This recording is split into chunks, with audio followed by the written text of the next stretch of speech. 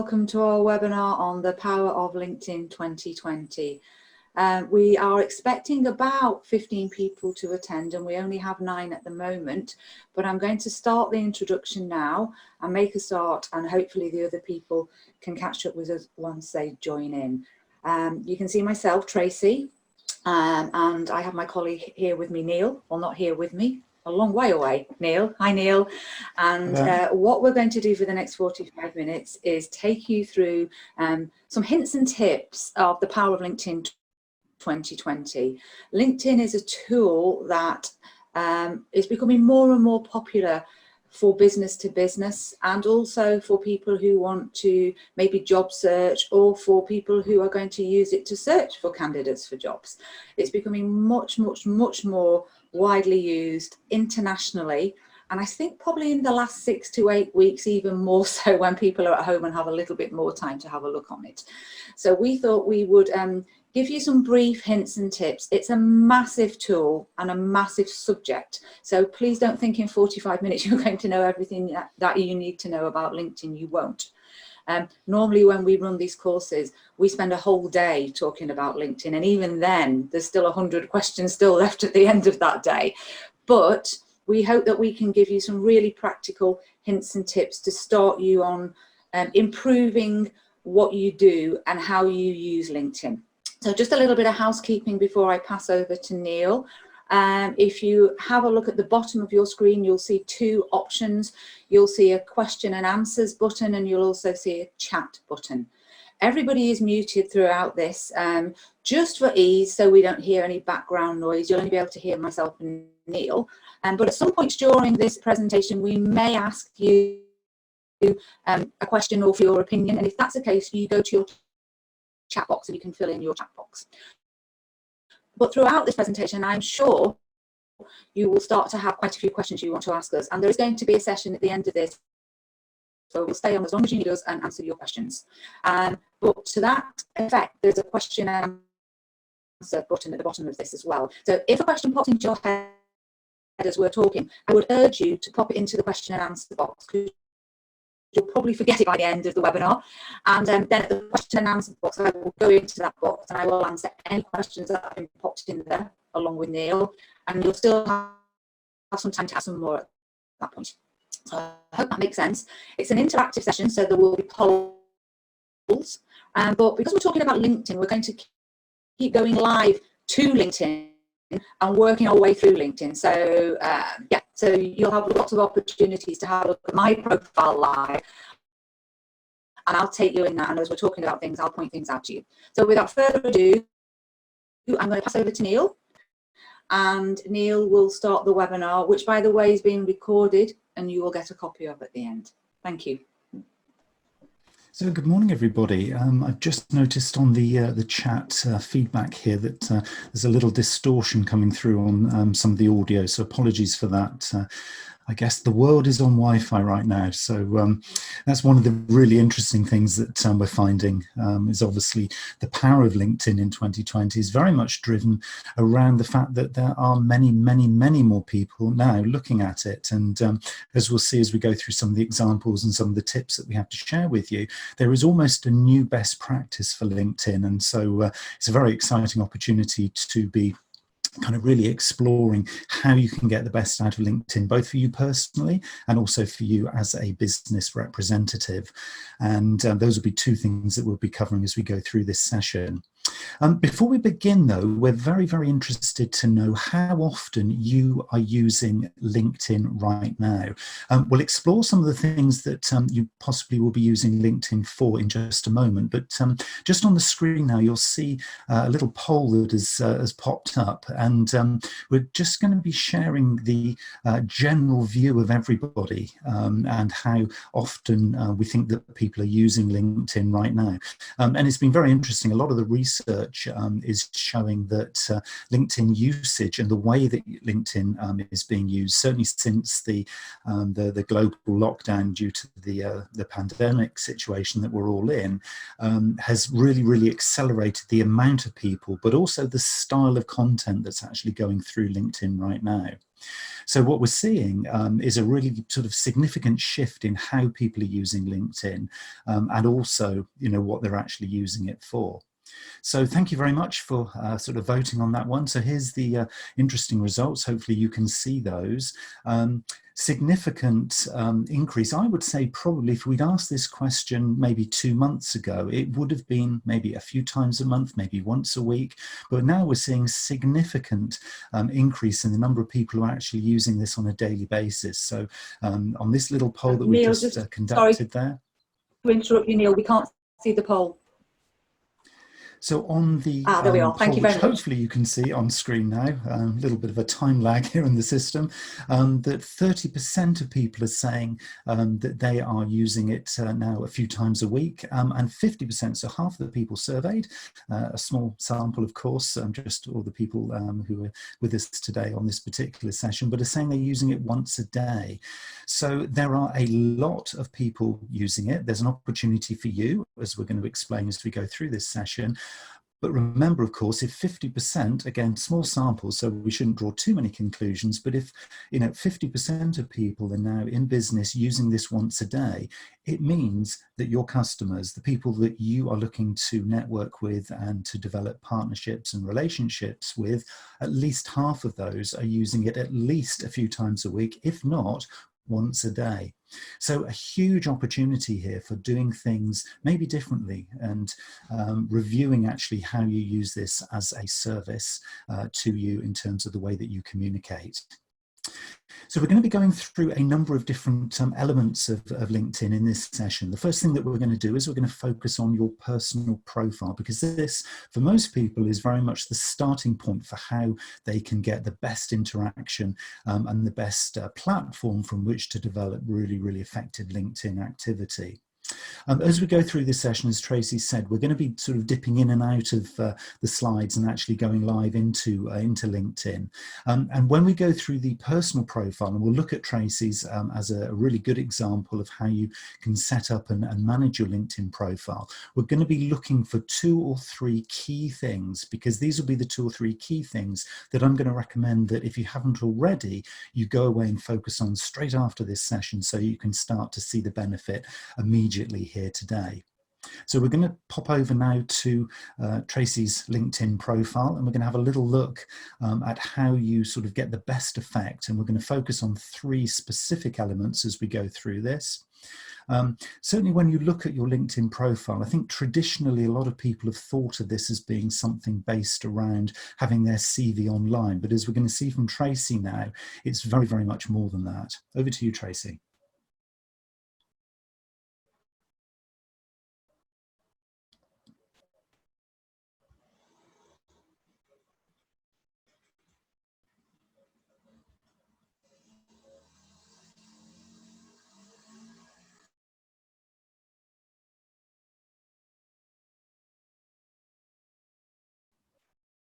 I'm not sure we can hear you, Tracy, actually. I think you're on mute.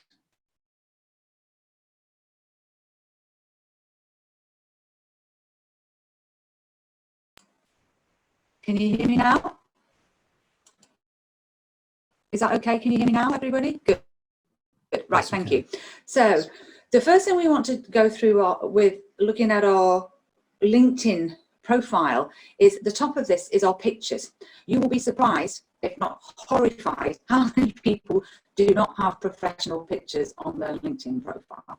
Now think about this, you're probably using LinkedIn to either do business with other people, or maybe as a platform for you to search for a new job, and it doesn't really matter which one of those 2 things you're using it for. A professional picture is really important.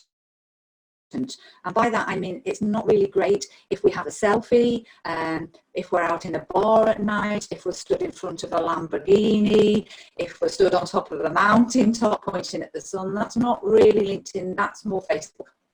So the first thing to do is make sure this picture is clear and it's a good headshot.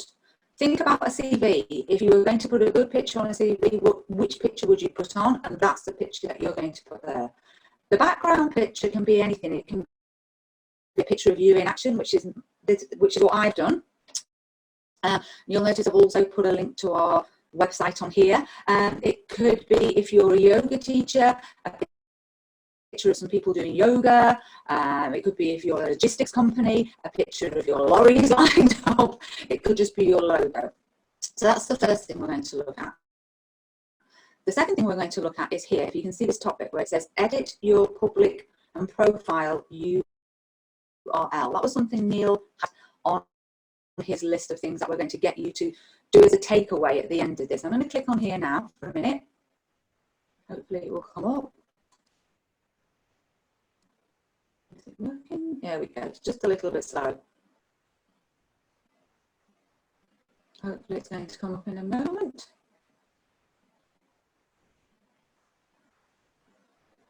Maybe not. Maybe it doesn't like that.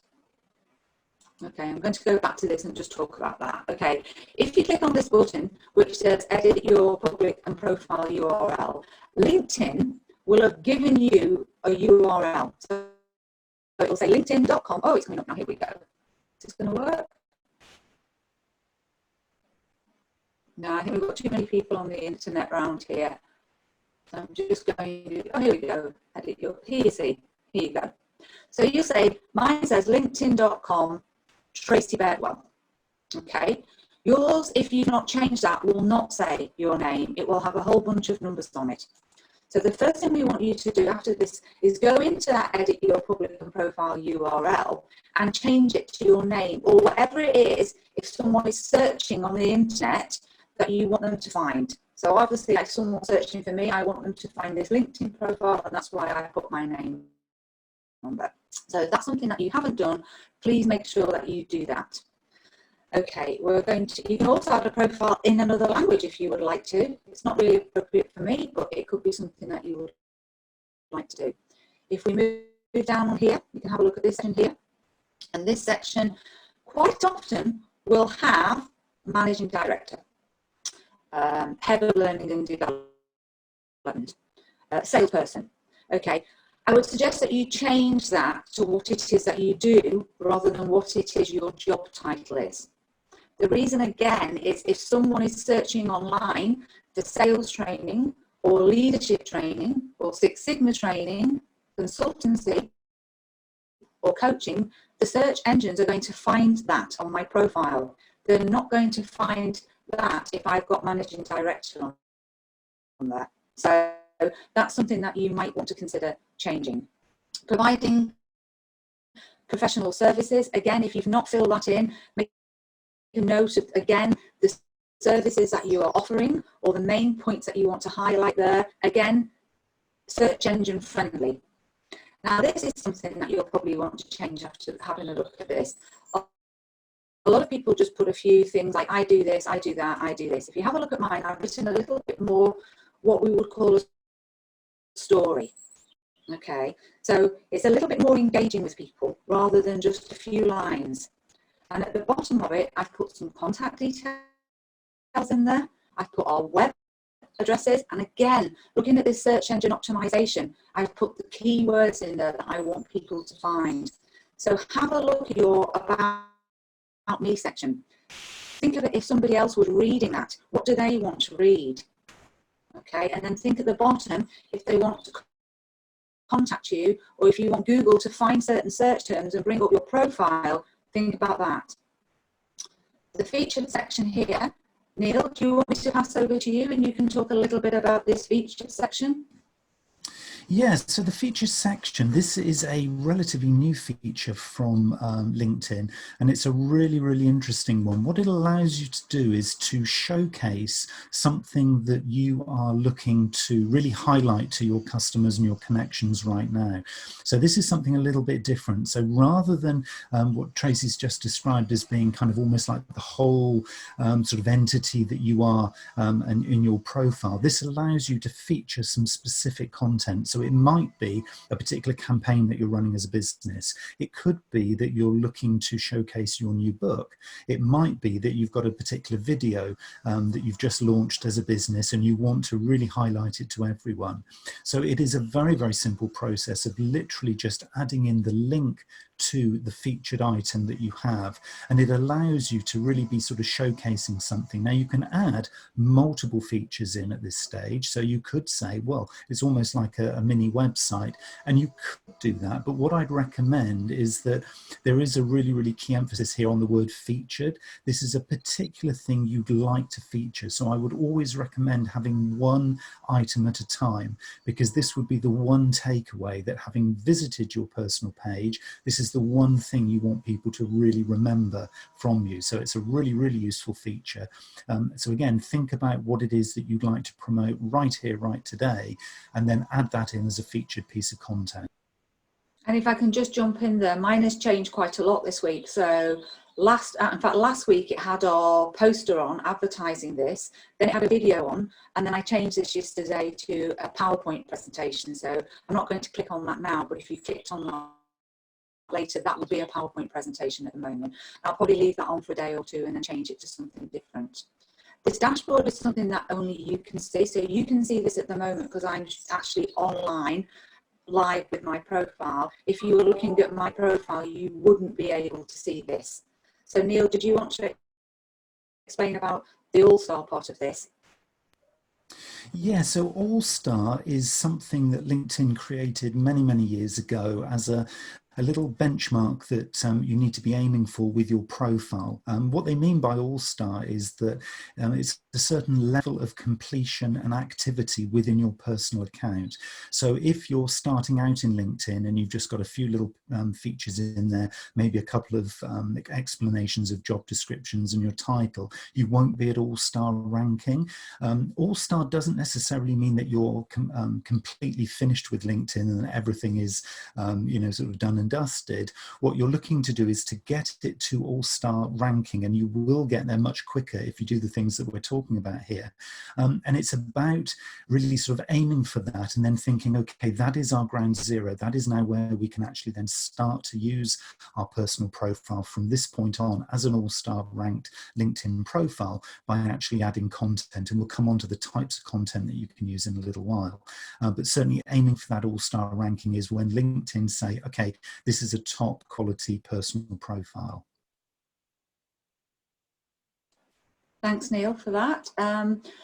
If we move down on here, you can just see the activity box there, and then we go on to experience, and make sure your experience section is very well completed. And whether you're trying to use this for business to business or whether you're trying to use it personally in the hope that you might get a job in the future, or if you're think about it, if someone is going to be recruiting you, they're going to be looking at this profile, and everything we're talking about today is vital for people who are also using this for recruitment purposes, because the more robust and the better their LinkedIn profile is, the better chance of you got of finding out some more about them. And if your profile is very scantily filled in and not very professional looking, somebody who's looking at this via LinkedIn recruitment is pretty much going to pass you by very quickly. It's the same for business as well. If you're connecting to someone and hoping to do business, they're going to scour through your profile and have a good old read of it. So just make sure that it's fully completed. So you can see on here, I've got some information about what it is we do, and I've also uploaded our complete brochures here. You can put multimedia on this. It's the same for our Middle East website, and again, I've uploaded the different brochures for there. And then I've got my previous role. I've only gone back really to 1996, although I hate to say I started work in 1985, which is showing you how old I am, but I literally haven't gone back that far on here. Some people do, some people have the whole history on here. I've just gone for the fact that I've been running two companies for the last 20 years, and before that I was at Barclays Bank. I've got my education on here. Can I just chip in there, Tracy? Can I just add something? Just really with the storytelling, I think one of the key things on your personal profile is to take a few steps back before just putting your whole CV onto your profile. And I think as Tracy's done here, she's very clear that she's only including particular roles that serve the story she's telling today. So obviously, if you have credentials, you have experience, you have education, you have particular roles that you performed in the past that serve the story you're telling today, those are the things you'd want to include. But if there are other types of jobs and other types of roles that you've had that you think, well, that was almost a previous life that doesn't really serve what I'm trying to convey today, then I'd say don't include them. So keep it really, really relevant and really focused on that core message that you have. Thanks, Neil. So if I scroll down further, you'll see I've got my education on there. Again, I haven't put my whole education on there. I've put my university degree, I've put my CIPD degree. I could probably put a few more on there, actually, if I thought about it. But I've not put high school on there or college and things like that. I put my volunteer experience on there, and I think that's quite important. I think people like to see if you're volunteering and giving back. Again, I could probably add a few more on there. Now I'm looking at this, but I certainly think from a business perspective and from a recruitment point of view, if you are a member of a charity, or if you do volunteer for anything, or if you have any unpaid roles, doing something else, like I'm the governor of our local school, I'm also vice chair of something within the local school, I think that's really important to put that on there. In fact, this is a section I could probably improve a little bit on, which I will do after this webinar. And then we've got the skills and the endorsement. It used to be massive ages ago. Everybody used to be endorsing you for skills. I don't know what Neil's viewpoint on that is. It doesn't seem to be as popular, the skills and the endorsement one now. It used to be a box that popped up all the time that you could click on. I don't really see that much anymore now. But this is important. These recommendations, very important. Ask everybody for recommendations, please, and give recommendations too. I ask a lot of people, you don't always get them, but keep asking. Just keep asking for recommendations. Somebody said to me the other day, do I have to wait until I've done a good job for someone before I ask for a recommendation? No, ask anybody you want to give you a recommendation. I mean, what is the worst that could happen? They won't give you one. But, you know, keep asking, and that's something. And again, that is actually on my list of things to do next week, to send out more requests for recommendations. You know, the more recommendations you have on there, the better. It really helps people look at you from a business point of view and also from a professional point of view. Put a few languages down there that I can speak, and then these are the groups that I am a member of, and there's quite a few more on there. So that is your full profile, and you should be working your way through that profile, making sure that every section is as complete as possible. The ones that Neil highlighted earlier, if I'm going to scroll myself back up again here, is make sure you change your URL. Make sure you try and fill in every section so that we can get to the all-star here, okay? And what was the other thing he said, Neil? Oh, this featured section here, yeah. Make sure you're making, yeah, make sure you're making use of the featured section. Put PowerPoint presentations in there, put PDF files in there, put free material in there, put videos in there, and change it frequently. Change it frequently. And another thing what I just want to add onto that list of things is change your pictures if they're not right, please. Let's get some good pictures on there. So that's all we want to say about your personal profile for today. I'll pass back over to Neil now. Okay, thanks, Tracy. Yeah, so it's a really interesting opportunity focusing on these three elements, and it is very much about, as I mentioned before, taking that step back and just thinking, what is the story I'm trying to tell? So don't just load your personal profile with just everything and anything that you could. Think really, really clearly, what is the key story that I'm trying to tell? And also think about who am I trying to engage with? If you're in a customer-facing role, clearly it's going to be customers. If you're looking to develop some sort of thought leadership, so you're looking to be identified with a particular topic, and we'll come on to that in a little while, then this is a hugely, hugely powerful platform to enable you to create that profile. So it's very much about thinking, what is my story? What kind of things am I trying to tell? And then these three particular features, if you like, of LinkedIn will allow you to begin that journey. Similar thing happens as well with the business profile, and we'll have a little look at Tracy's business profile for Sales Training International in just a second. The key thing with the business profile is to remember that this is your combined business profile, which could be inputted by everybody who works in your organization who has a LinkedIn profile. So this is a more collaborative thing. You'll always begin with your own personal profile. That's your starting point. But for a lot of people, they're now seeing the benefit of using a business profile where certain individuals in the organization come together and share content that's relevant from the business perspective.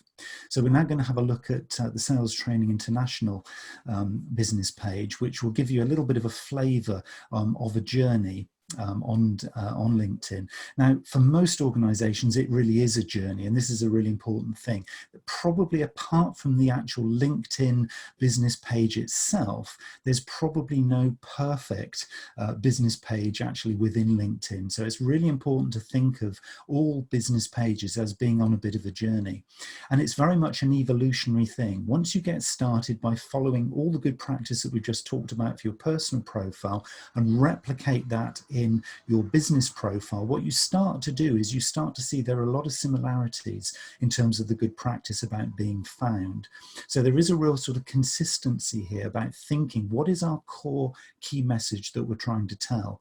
And you can see this, I'll hand over to Tracy in just a second, but you can see this in terms of the strapline that comes under the name. That's a really important starting point.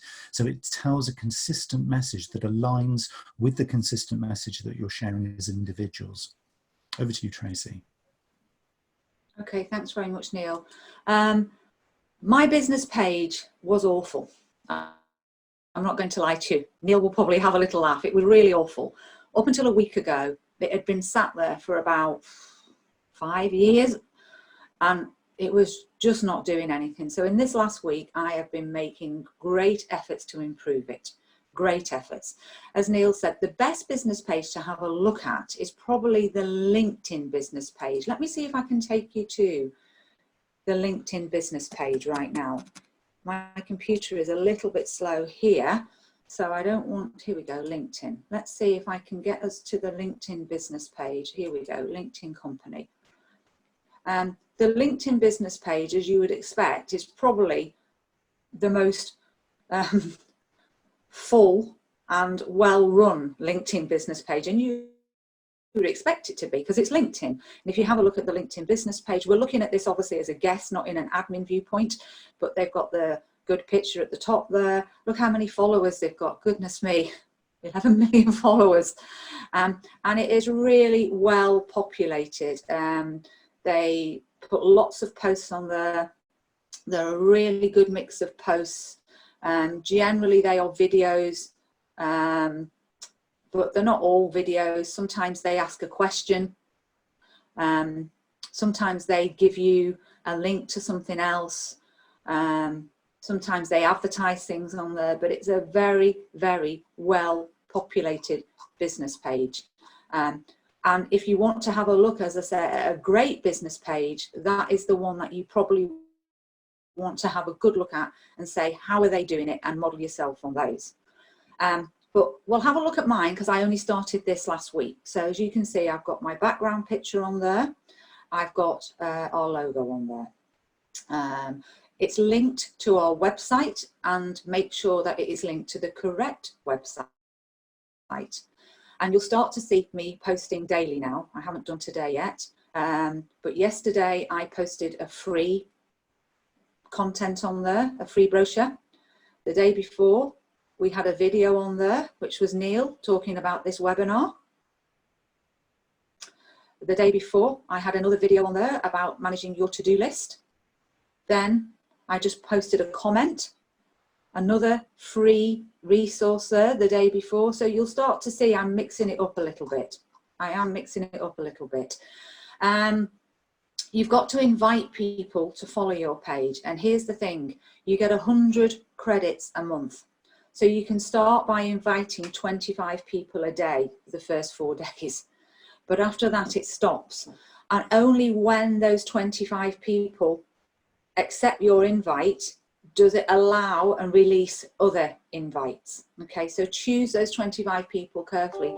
Choose the people who you think are going to say yes.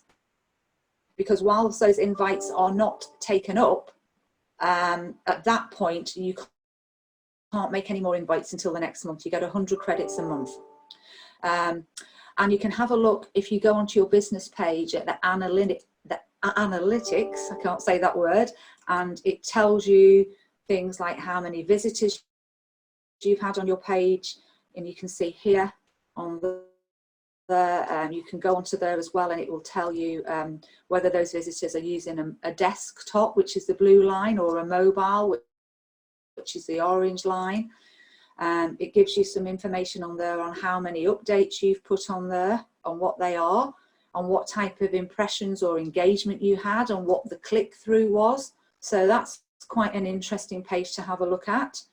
And it can tell you a little bit about your followers too. It doesn't give you their individual names, but it will give you the sort of demographics as to where they are.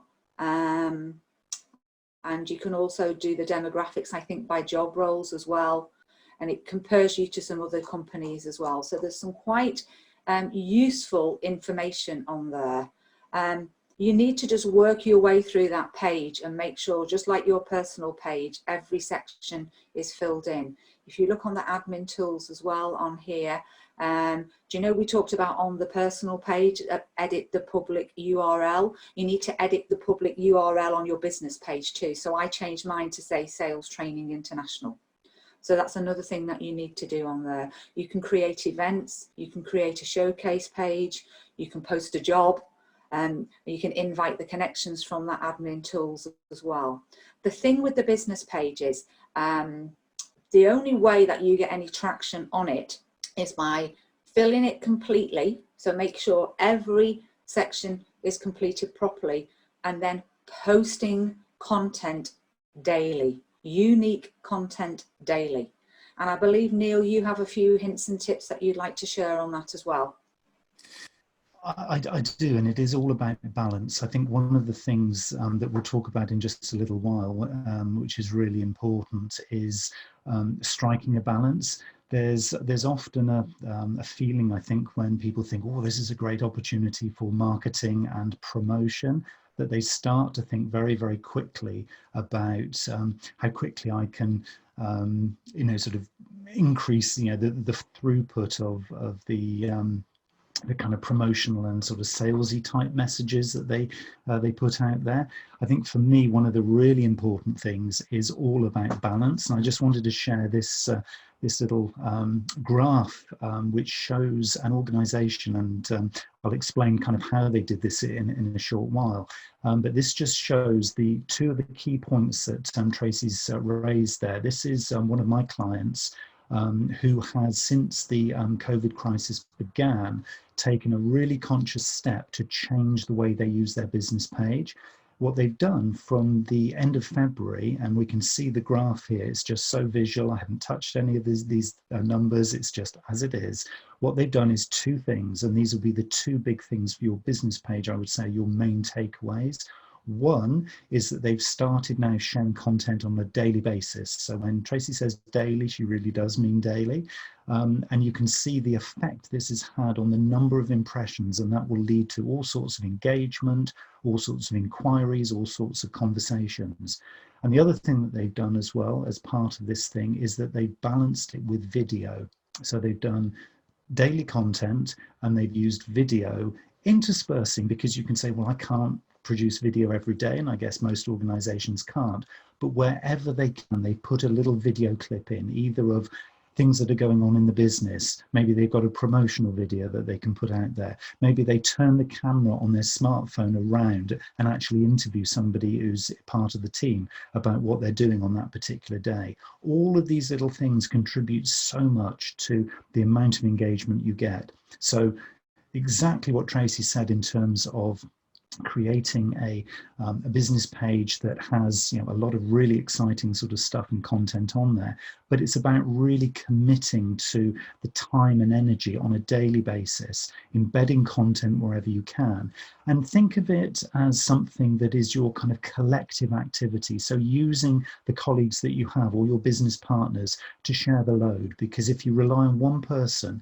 and particularly if you have one person who's looking after the business page and you expect them to be able to produce all this content, it's probably a step too far. So think about how a number of you can share the load, and it's a really, really good opportunity to get the message across on a consistent basis, and hopefully then you'll see the graph when you look at your analytics doing the same kind of thing.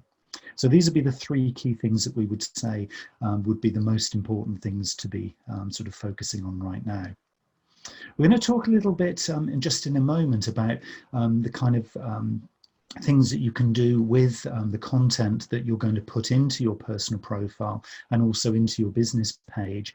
But we're interested also to kind of find out what kinds of things that you do within LinkedIn right now. So I've just put a little poll on the page now, asking the question, what do you currently use LinkedIn for? I mean, we've explored a few little opportunities here for the kinds of things that you could use. So we're very interested to know what the general kind of feeling is about how it's being used at the moment. Not necessarily some of the things you're going to do in the future, but how are you using it right now? And if you use it for multiple things, you can tick the boxes to any of these things on your choices here that apply.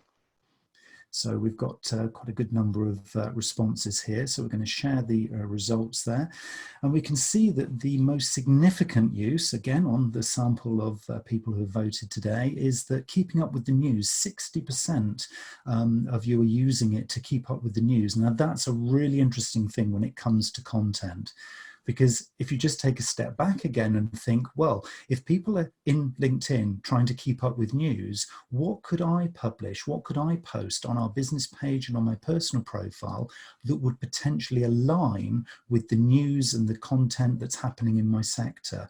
Or the news that the current customers I have or the people I want to engage with are reading. If I'm publishing news that's current and relevant and makes me look part of that conversation, the chances are, with all the big data and the algorithms that LinkedIn use, that your content is also going to be seen along with that news. So it's a great opportunity to think about how can I align myself with that kind of content. And Neil, if I can just jump in there and say, yes, a lot of people are using it for news, which surprised me because I thought they'd probably be using it for lead generation or job searching. But LinkedIn will have the hashtags as to what is trending on there. So that will be the news that is trending. It's just like any other social media. They'll tell you what is trending that day. So it might be worth having a look at what's trending that day before you decide what news and updates to publish, and then you can use those same hashtags as well. Just a little tip there. And I think that's totally relevant and kind of leads on really nicely to the second most popular use of everyone on this webinar, which is for market research. And again, that's a really interesting one, not just for you doing the research, but for you being found by others researching people like you or businesses like yours. So again, this is just another great little piece of evidence here that, you know, you voted on how you're using LinkedIn right now. So if your profile, your personal profile is using all of those key phrases, all of those very searchable topics and descriptions about you and your business, if you empower both your personal profile and your business profile with those topics, when others, and again, we're seeing 40% of people here using it for market research, when others are using it for research, they're going to find you as well. So there's a whole host of reasons why it would be a really good idea to be doing this stuff right here, right now. So it's really important to be focusing on this. So how are you now going to be sort of using that new personal profile and new business profile? Well, one of the things that we sort of really wanted to focus you on is actually attracting the right kinds of connections. Now, whether you're new to LinkedIn or whether you have many thousands of LinkedIn connections right now, it's all about deciding your connection strategy. Now, you've got kind of a number of options here to be very engaged within LinkedIn. You can say, okay, I'm going to connect with anybody who invites me to connect. I'm just going to say yes to everybody. And if you're looking to, you know, promote your new book or your new podcast or share far and wide, then that could be a good option. It does come with consequences, which Tracy's going to tell you about in just a second. The other option is that you only connect with people who you would be happy recommending. This was the original premise of LinkedIn when it first launched a few decades ago. They said, actually, LinkedIn is all about linking with people you would recommend. So we have a spectrum here from people that you'd only recommend all the way through to absolutely everybody. And it's a choice. It comes with consequences. Do you want to just explain those consequences, Tracy? Because they could have a fundamental impact if people say, yes, I'll connect with everyone. Yes, with pleasure. So you see lots of posts on there at the moment. Can you hear me actually? Because it's saying my speaker is not working very well. I just want to check you can hear me. Okay, perfect. So there's lots of posts on there I've seen recently that says, do you want more connections? Click like and comment below, and then you'll get hundreds and hundreds of more connections. And as Neil said, that's fine. If you're selling, I don't know, a public course or a new book, a podcast, or, you know, if you're selling something to the masses, that's perhaps what you want. But the problem with that is you're going to get spammed, and you're going to get spammed heavily. If you've got 5,000 connections on there, you're going to, in theory, possibly have 5,000 people spamming you all the time, coming into your inbox, trying to sell you things. So you've got to, I think, be careful really with that strategy, unless you want to mass sell to a mass market and you're willing to put up with the spamming, because the benefits outweigh the issues that comes with that. Then, as Neil said, you've got the small part where you only connect to the people who you know personally and you would personally recommend.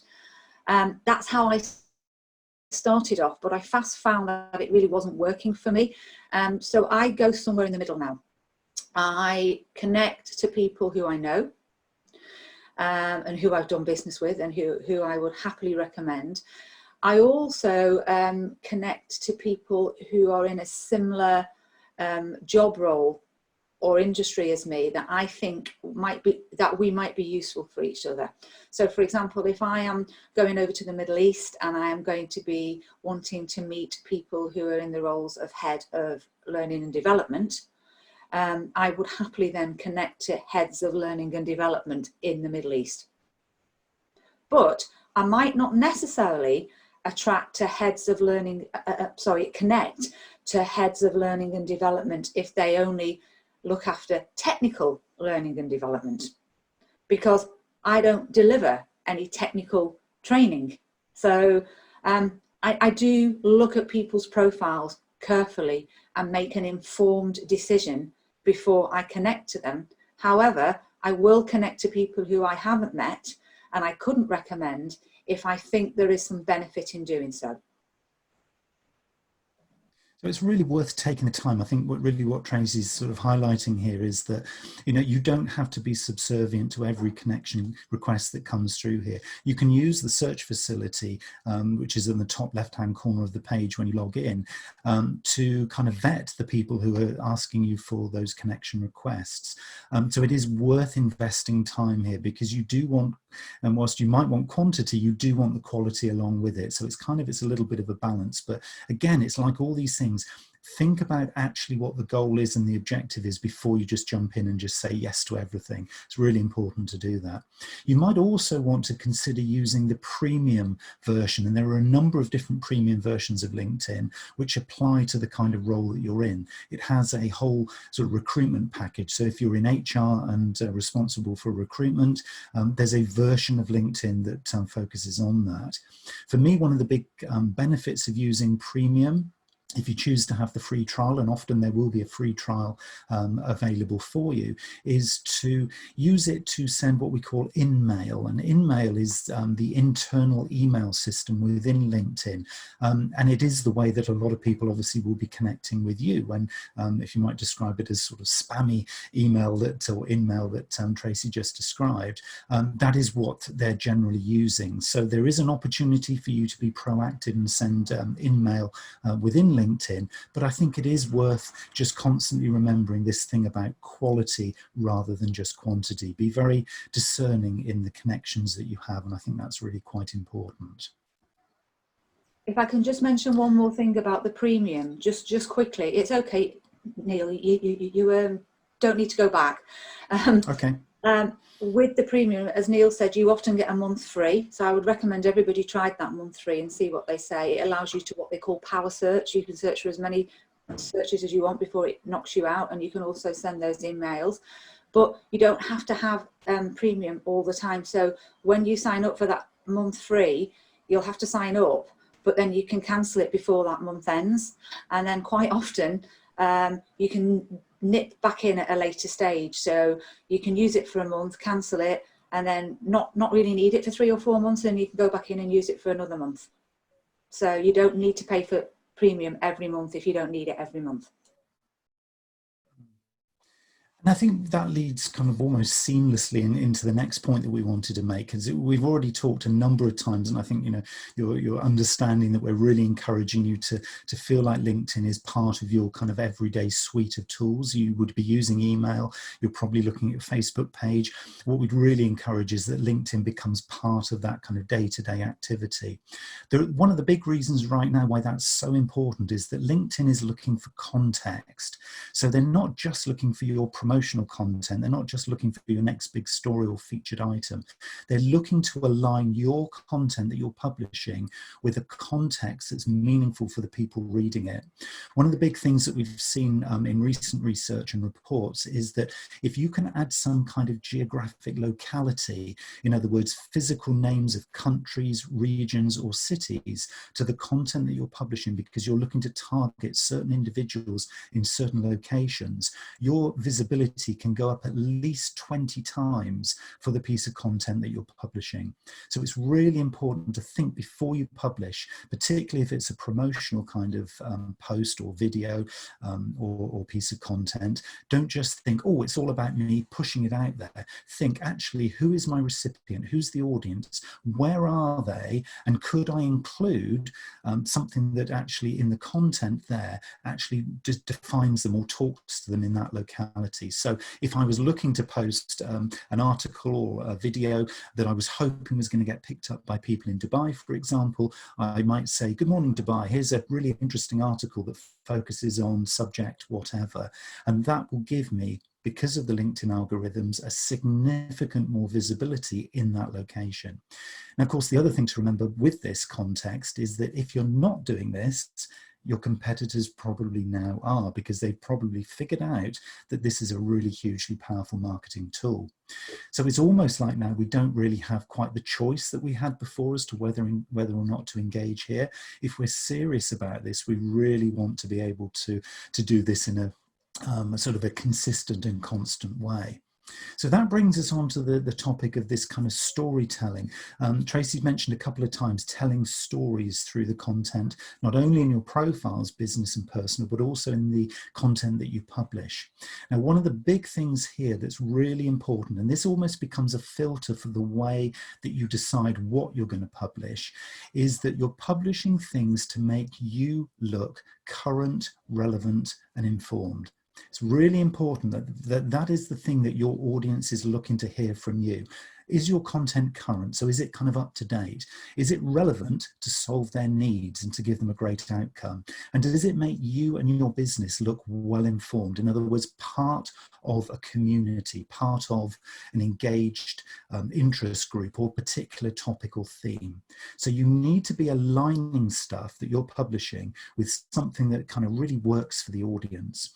And if you can give them content, if you can start to put things out there that make them feel and look good, if they just happen to then share it with their connections, so in other words, you're inspiring advocacy, then it's a really, really positive way of using it, because then you're building a community of people who every time you publish something are ready and willing to listen and ready and willing to share what it is you're publishing. So it's not just about putting content up there and saying, hey, I've just published some content, and then thinking your job in LinkedIn is done.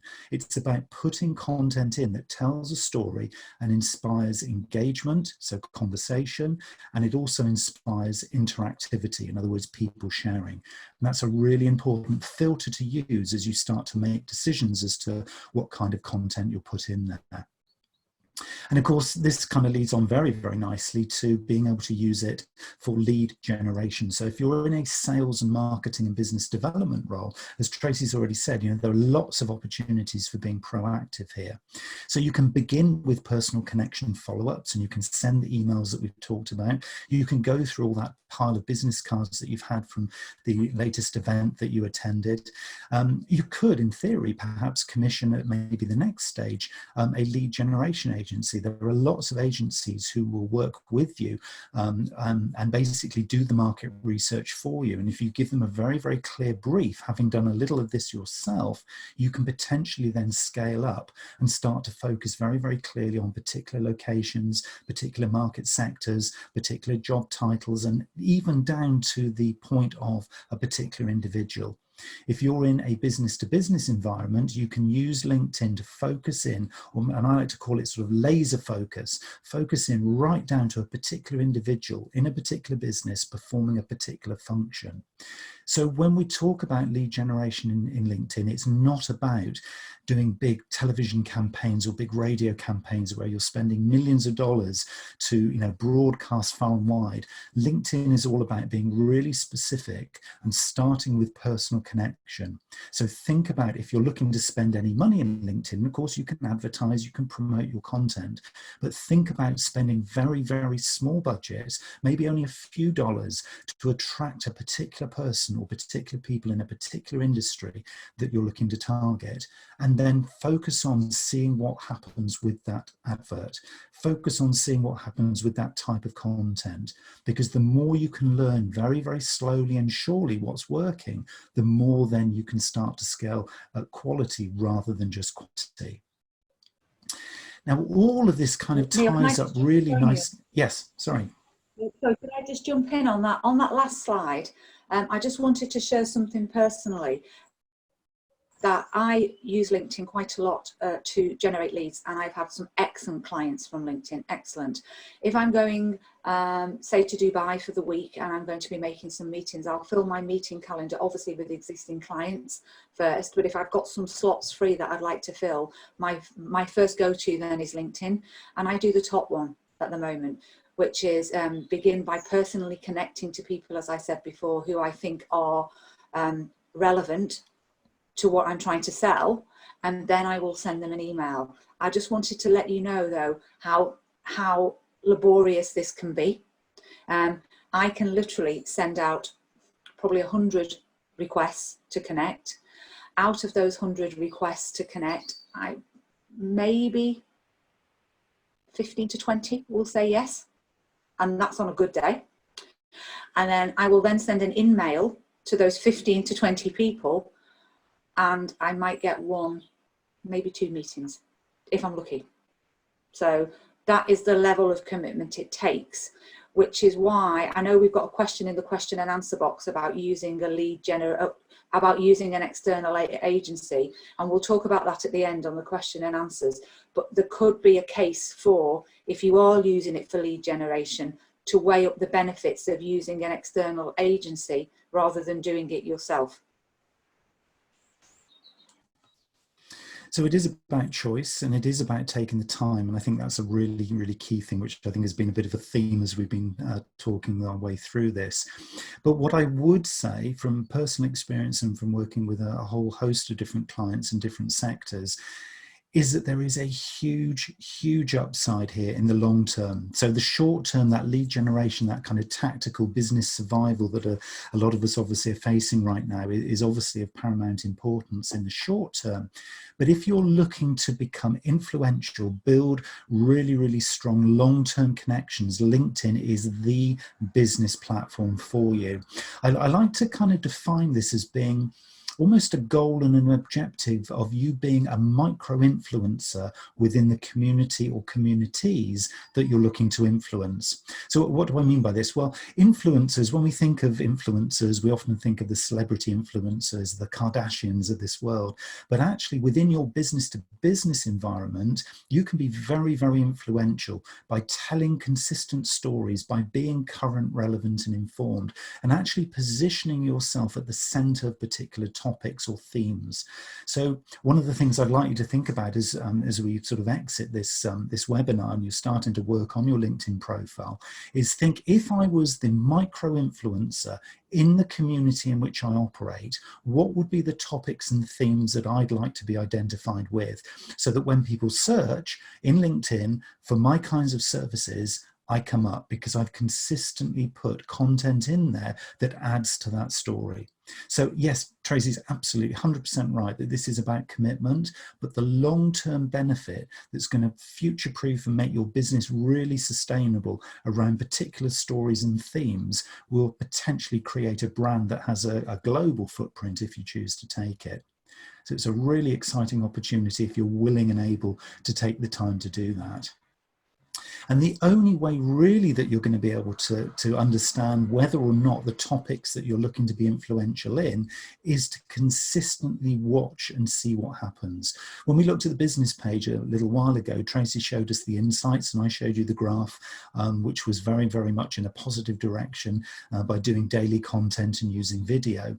It is all about looking at each and every one of the posts that you do and seeing what happened, because if you can find the patterns behind when your posts and your content works best around the time of day or the day of the week or particular topic, or whether video is working better than imagery, or whether a particular person on your videos engages your audience more or less, then you start to learn what to do more of.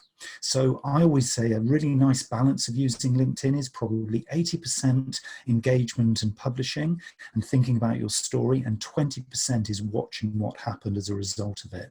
So that's always a nice balance. So 80% is talking and 20% is listening. So take the time out, and it will be so worth your while by doing that, because it allows you then to consistently learn, and it will allow you to strike a really strong balance around the kinds of content going forward, because what we're looking for here is what we term continuous improvement. And I've got a lovely little tool which I would actively encourage you to use. I've told literally thousands of people about the LinkedIn rule of thirds over the years. I've written a book on it, I've done videos here, there and everywhere, and so far not a single person has ever come back and said it didn't work for them in their business, in their sector. So if you can break this, and if it doesn't, you please let me know, because I'd love an example where I can say, do you know, in this sector it didn't work, but for everybody else it did. So far every single person who's used this has found that it works. So the LinkedIn rule of thirds is that 1/3 of the content that you publish should be personal. In other words, getting to know you. Okay, 1/3 is pointing, so that's signposting to other people's content around the topics that you're going to be this micro influencer for, the topics that you know will add to your brand story, and 1/3 you're allowed to promote. Okay, so it's personal, point, promote. 1/3 personal, getting to know you, 1/3 point, signposting to other interesting content, and 1/3 you're allowed to promote, if you balance it that way. And it should just simply work. If you can repeat on that on a regular basis, you don't have to become obsessive with it. So it doesn't have to be, oh, I've just done a personal and a point, therefore I have to do a promote next. It's about balance. So if you were to look back over your last 12 posts, roughly 4 of those should be personal, roughly 4 should be point, and roughly 4 should be promote. So those are the things that we're recommending that you do. Those are the things that we say will power and empower your LinkedIn profile and really start to move it forward. So making LinkedIn part of your everyday is really, really important to get the momentum building here. Do use that featured section. It's a really, really key way of getting your message across every time somebody visits your personal profile, and making sure that aligns with the content story that you've talked about. Use video content wherever you can. It is something that's very accessible to all of us now. And when you look down your LinkedIn home homepage, you'll see on the timeline, a lot of people are now using it. So it's almost expected. Certainly decide on your connection strategy and play around with it. What's working for you today might not work differently for you tomorrow. So just kind of play with that and see what's working best for you. Use location to add context to your story. So if you're targeting a particular location, talk about that location, and making sure that all the time you're being current, relevant, and informed. So use those 3 words as a little filter for every time you're thinking, shall I press the publish button? If you go through that and think, does it make me look current? Is it relevant? Will my customers see me as informed? Then it's good to press and good to go. As Tracy said, engage and ask to generate those leads and those recommendations. It is about a community. It is about linking you in with the community. That's where LinkedIn came from as a name. And if you do link in, you stand a really strong chance of building that micro-influencer position in your community.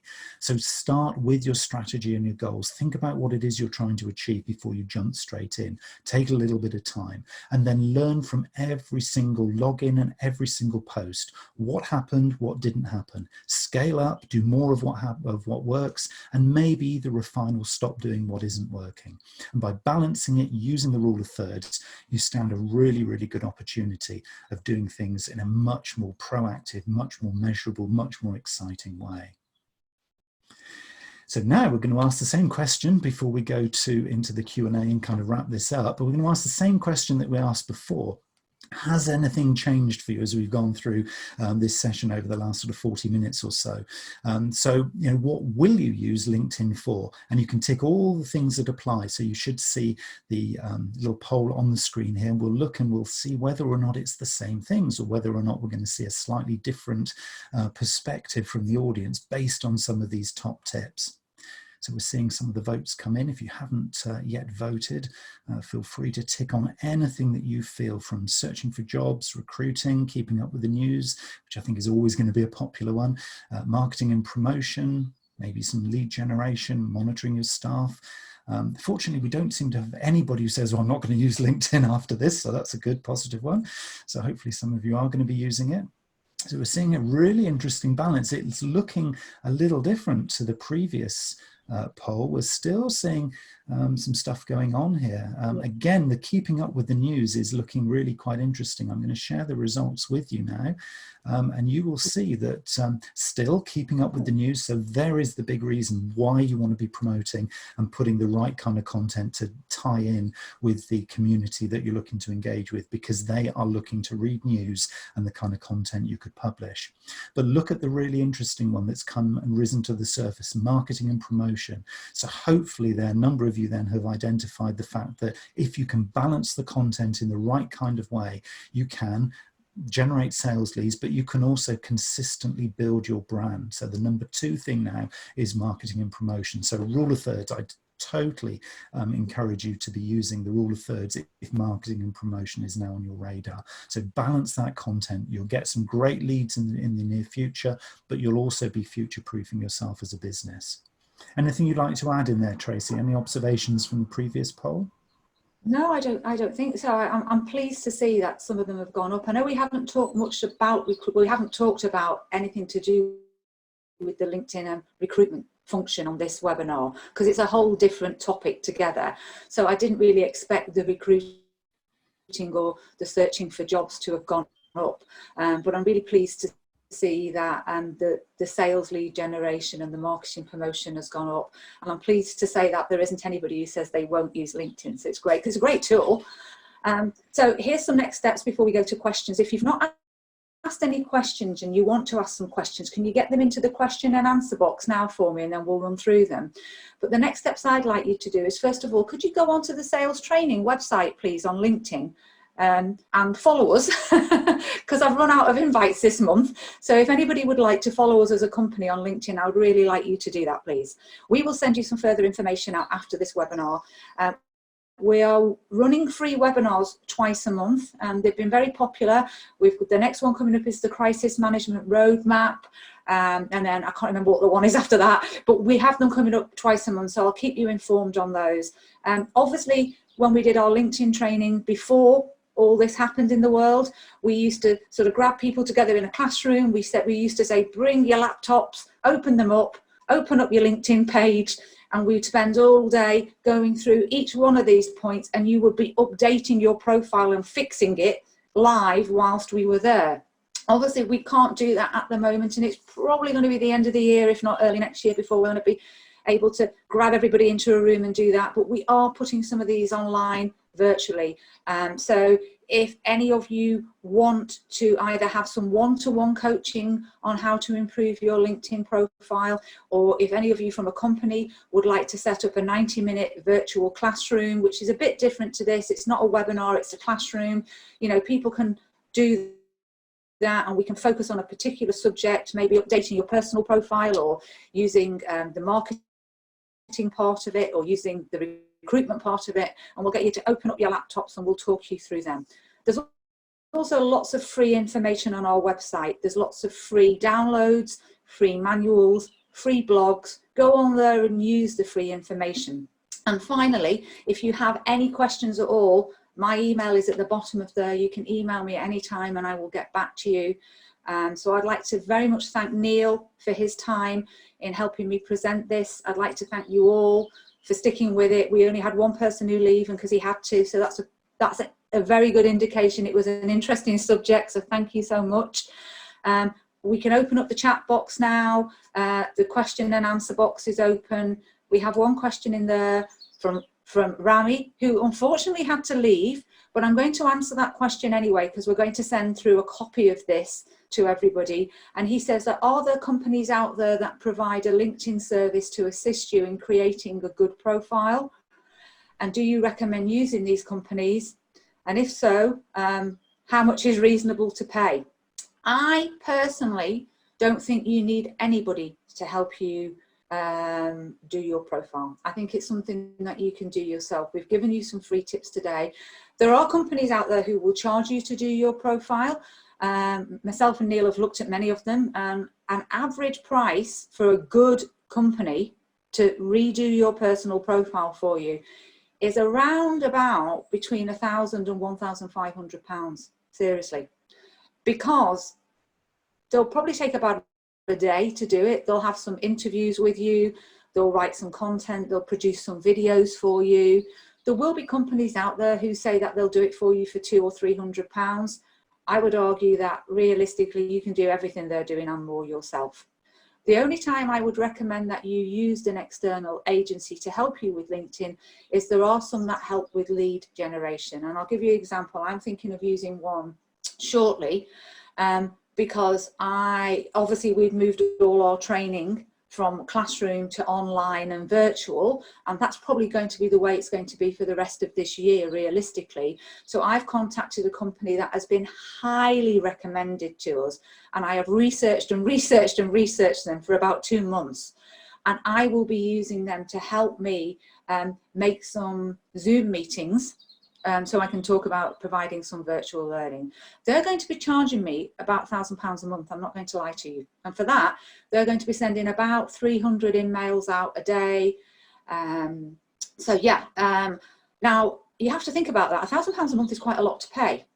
And I've got to actually sit down and think, how many sales do I need to make to get that £1,000 a month back? So I obviously know the answer to that. So I have highlighted that to them, and I've said for the month of June I'm going to use it and I'm going to see how it goes. And that's all I can say to you to do with those agencies. You know, I'll happily share with you how good I think they are at the end of June. I can't do that right now, but what I would say is if you are using one of those agencies, you've got to research them, speak to other people who've used them, look at their profile, look at their recommendations, ask how much they use, what are you going to get for your price, and how much business do you need to get to make that money back? So you really need to think about that. Do we have another question there? No? So that's the only reason I would recommend using an outside agency. I wouldn't personally recommend paying somebody to do your profile. I think you probably as well to have a one-to-one coaching session for an hour. You'll learn far more than that than somebody else doing your profile for you. Does anybody else have any questions they would like to ask us before we close off the webinar? The chat room is open and the question and answer box is open. No, we're good. I'm looking at the chat box. We've got a thank you. Just followed your page. Thank you very much, Yolanda. Yes, please all follow my page. Great. Thank you very much for your time. We're going to close this off now. Oh, one more question. Hang on. I'm not closing it off. Oh, it's just a thank you. It wasn't a question. Okay. Thanks so much, guys. We're going to close this off now. We're going to send you through some more information, and you've got all the details if you need to contact us and ask us if you want to ask us any more questions. It was a pleasure to host it, and we hope to see you again on our next free one. Thanks a lot. Have a safe day.